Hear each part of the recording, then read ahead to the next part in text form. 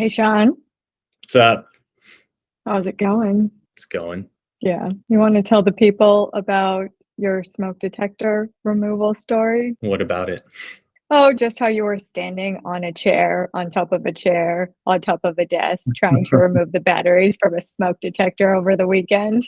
Dude, that open house was crazy. It's like there were 27 smoke detectors in this freaking condominium, and we're like trying to figure out which smoke detector is going off. And then once we figure it out, the ceilings are 11 feet high and we don't have a ladder.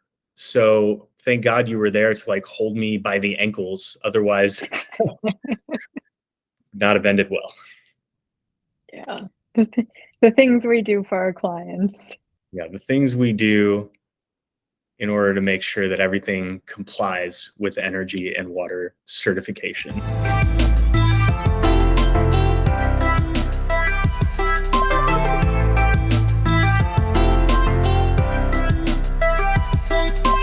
So, I mean, kind of a repeat of like what we were seeing last week, it feels like, but with a little bit of nuance. I think my top 3 points this week: open to house traffic from conversations with a bunch of agents is down a good amount. And we'll talk about that with one of the listings that I'm going to review. We're seeing incredible prices even from the get, right? So like now people are starting to price things a little bit lower than where they used to be. And you can get an incredible deal, I think. We'll talk about that. And honestly, it's so hard to get an apples to apples comparison properties, but this week I think we have one, and we can note how finishes really make a huge difference in the saleability of a property, even in this kind of a market. So I think those are the 3 points that I want to talk about this week. What about you? Cool. I think some things that I've observed, I think also just prices, seeing, value in properties that we haven't seen historically. So I have a listing in mind that's a single family home in a nice part of Bernal under 1.5. I think two, just about thinking in that entry level starting point about concessions that you're making as a buyer and what concessions you're willing to make and how, there may be some nuance within those. And then third point is really about presentation. So I think what I've been seeing a lot more lately is places that aren't staged. And I think that that is really added, sellers are nervous about being able to sell. They're not staging, but I think leaving it to the buyer's imagination makes it harder to sell. So it's a little bit of a catch-22 there. Awesome. Yeah, that all sounds really great. I think this is going to be a rich episode. So let's, I guess, just jump into it. Pricing relative to what we were seeing last year, this 2-bed condo at Sutter and Polk, kind of that lower Polk location, but like a really pretty beautiful property. It's top floor. It's got outdoor space. It's actually 950 square feet. It's got a renovated kitchen. You can tell that the space is super light, super bright. 2 full baths, 2 full beds. You have parking here. This is like incredible, incredible value. You can see the bathrooms are beautiful, parking super easy. They're on at 850,000, which, yes, rates have gone up, but even with rates at 5.5%, if you're buying something for 850,000, which before you may not have been able to buy something at its original list price, but now it's looking much more likely that you will, even if you factor in all your HOAs and everything like that, your total monthly housing expenses are somewhere in the $6,000 range. Now, how does that compare to, let's say, a year ago, it might have been at $1,100 a square foot times 950 square feet. So you're buying it for 1.5 or 1.05 or so. Even if your interest rate is 2.5%, you're still at $5,600 a month, right? You're still, the minimum annual income for the loan is $155,000. Now let's go back. You only have to make $10,000 more a year in order to be able to afford it at current prices with the current rate. and your monthly expenses go up $300. But guess what? Instead of, you know, the 20%, sorry. So right now your 20% is 170,000. You know, your 20% would have been 209,000. That's a $40,000 swing in actual cash costs for a property. So you're getting to keep $40,000 in your pocket that you could then put out as monthly payment, you know, $400 a month, right? I mean, that's 10 years of payments that you're keeping in your pocket. It's incredible savings that are going on these days. And so that's, you know, property one. I wonder if you have any questions about it. Yeah, I mean, one thing I was curious about thinking about the affordability calculator is kind of like the idea of rate buy downs and how something like that might factor in here. Yeah, I mean, so you're saying if you're buying like a lower APR? Like seller is willing to contribute to do a rate buy down. Yeah. I mean, you know, people might be able to do that. They might be able to give you like money on your origination costs and stuff like that. But you know, often, and this is something that you have to massage with title, your lender will not want the seller to contribute more funds to the buyer than the buyer has to pay in cash closing costs. So if you know, like for this example, like let's just go back to the 850 model. You know, you're paying 850 at a 5.5. Your estimated cash closing costs, let's call them like $8,500. So more or less the maximum that a lender is letting people contribute is $8,500. And people will contribute that if they're really feeling the urgency to contribute that. What's more likely going to be the case is that they're just going to take a lower price on the property. So that's an interesting question and an interesting thing to think through. You know, another property that I saw this week was at 1281 Vallejo. And, you know, Vallejo and Hyde, like great location, lots to do. Property is technically a 1-bed, but it's got space where you can really make it into a 2-bed. You know, they kind of have it staged. I'll show you in a sec, with this little dining table here and the living area here. And then through a couple of French doors, you've got another bedroom, perhaps, or at least something that you can rent out, right? So like you could be making $1,500 and $1,900 on that room. I mean, this is a great place. Now it's a little bit more expensive than the property on Sutter that we just talked about. It's at 920 for 718 square feet, so well over $1,000 a foot. But the location, you know, is great. The thing that I really wanted to talk about here, the agent said that there's like 3 to 5 people coming through the open houses on any given weekend day. Now, Jen, you remember when we had that listing on 20th Street in San Francisco, kind of in March, you know, we saw 60 groups come through the property, and we got 4 offers on it. And so basically we were getting an offer for every 15 people that were seeing the property. And that was peak frenzy, right? If you do that math and just apply those numbers here, if she's getting 5 people on Saturday, 5 people on Sunday, I mean, she has to wait until the next Saturday to get to even 1 offer on the property, much less, you know, 2 or 3.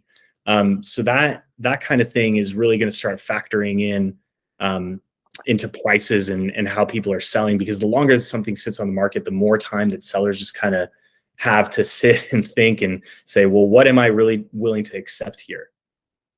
Yeah, I mean, I think it brings up an interesting point about, as a buyer's agent, what is your strategy? Like, what would it mean to kind of come in day one on a property like this, offer around list price, maybe even a little bit lower, and be banking on a little bit of fear in the minds of the listing agent or the seller to just accept that offer outright? Yeah, well, that's really where we earn our biscuits, right? That's the like art of being an agent, because you can come in there guns blazing and make an offer that logically makes sense, but the seller may not be ready for it, right? And sellers often in the early stages of the marketing process are either one, determining the price themselves and kind of telling their agent, hey, listen, this is what we want to get for the property. And so are not yet convinced that they can't, Or, or listening to an agent who's saying, this is what I think you can get for your property. So, the early days, you really got to figure out like how much flexibility there is. And maybe the listing agent will give you an in and kind of suggest, hey, if you make an offer in this ballpark, I think we can have a conversation. But, it's touch and go there. And that's what we do. And I guess the final property, the reason why I wanted to bring this property at 3192 Sacramento up is because 2 weeks ago at our office meeting, the listing agents on this one right around the corner at Lion Street, 1902 Lion, they sold this thing in like a week on market. And it is, beautiful, right? Like, look at all these finishes, the coloring, the staging, everything's amazing. And they sold this thing for like $13.50 a foot in this market 2 weeks ago. And this other property on Sacramento Street, yes, it's a little bit smaller, but typically when you get smaller, you actually see people bidding more on a dollar per foot basis because things tend to consolidate around the bedroom and bathroom count as opposed to dollar per foot. That's not really how people think about residential space. And yes, it lacks a little bit, and certainly, lacks a little bit in terms of style compared to the property we just saw, but it's not in bad shape. It's in pretty good shape, nice natural colored wood, nice cabinetry. It's a nice enough property. But just that like little bit of a design aesthetic, right? They chose to use carpet here instead of in the other property. I believe we had some wood floors. Just that little touch of design, is making a property sit. Whereas, this other one, sold so quickly. So, from a buyer's mindset, if you're looking to get a deal and you're looking for something that's going to appraise, no problem. You just go next door and you get something for $300,000, $400,000 less. It's kind of crazy.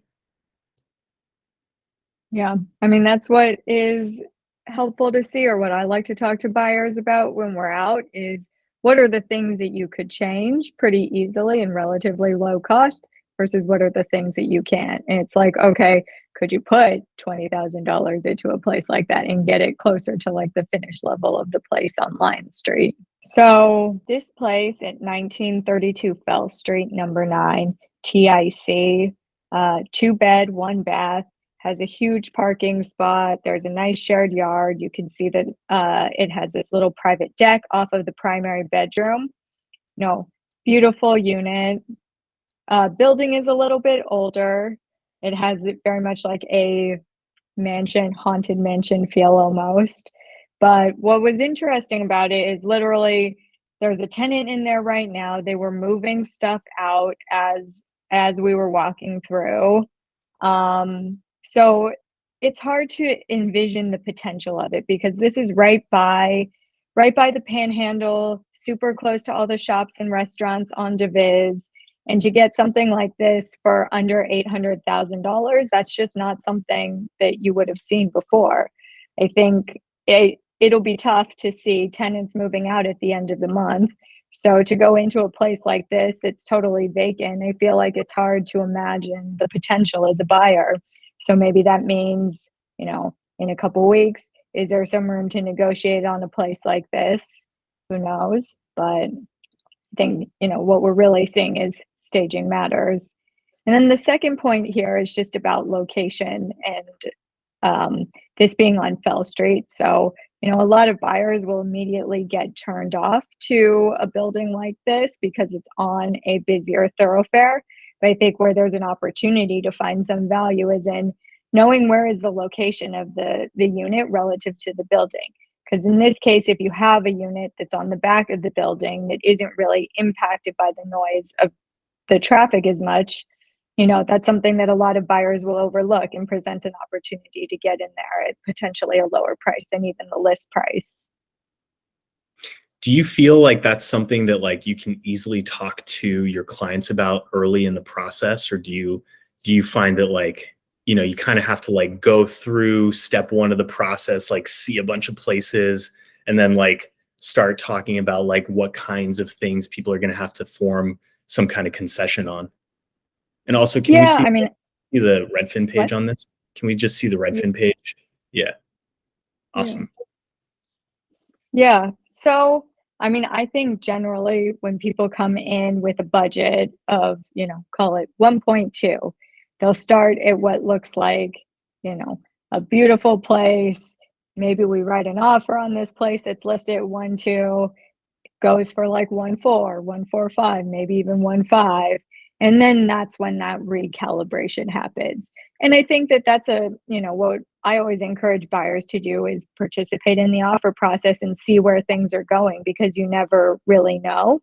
But I think it takes a little while to familiarize yourself as a buyer with what concessions you may be open to making until you kind of see that what you really want is maybe not in your price range. So then at that point, it's either do you want to adjust your budget up to get all of the boxes checked on a property?